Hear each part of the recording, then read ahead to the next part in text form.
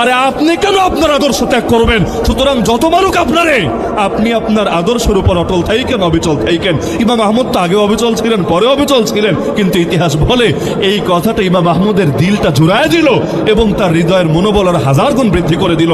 আসলেই তো চোর চুরির লাইনে যদি অবিচলতার পরীক্ষা দিতে পারে, তাহলে মুমিন ইমানের লাইনে কেন পরিচয় দিতে পারবে না? আর অটল হয়ে দাঁড়ায় গেলে কি হয়? আজকে দুনিয়া দেখেন না, এই ইরান যদি আঘাত পেয়ে হার মেনে নিত, আজকে আজকে আমেরিকার উদ্ধতার অহংকার কোন পর্যায়ে পৌঁছতো এবং এক ইরান দিয়ে শেষ করতো না। ধীরে ধীরে ধীরে ধীরে অন্যদের সিরিয়ালও চলে আসতো। আরে আমরা না দেখি কে কোন দল, ওরা মারার সময় দেখে না কে কোন দল, ওরা সবাইরে মারে, মারার ক্ষেত্রে ভাগাভাগি করে না, আমরা খালি ভাগাভাগি করি ঐক্যবদ্ধ হওয়ার ক্ষেত্রে। এই যে ইরান অটল হয়ে অবিচল হয়ে দাঁড়িয়ে গিয়েছে, এখন দেখেন না ইতিমধ্যে আমেরিকার অবস্থা হয়ে গেছে এমন, ট্রাম্পে দেখলে তো আমার মায়াই লাগে। আর সকালে কি বলে পাগলা, দুপুরে কি বলে, রাত্রে কি বলে, কোনো কথারই মিল খুঁজে পাই না। অবস্থাটা এমন, ছাইরা দেমা খাইতে পারছি। এখন না পারে ধরতে, না পারে ছাড়তে, ইরান বলে দিয়েছে খেলা শুরু করেছো তোমরা, শেষ আর তোমরা না, শেষ করবো আমরা। শুরু করেছো তোমরা, শেষ করবো আমরা। মানে এমন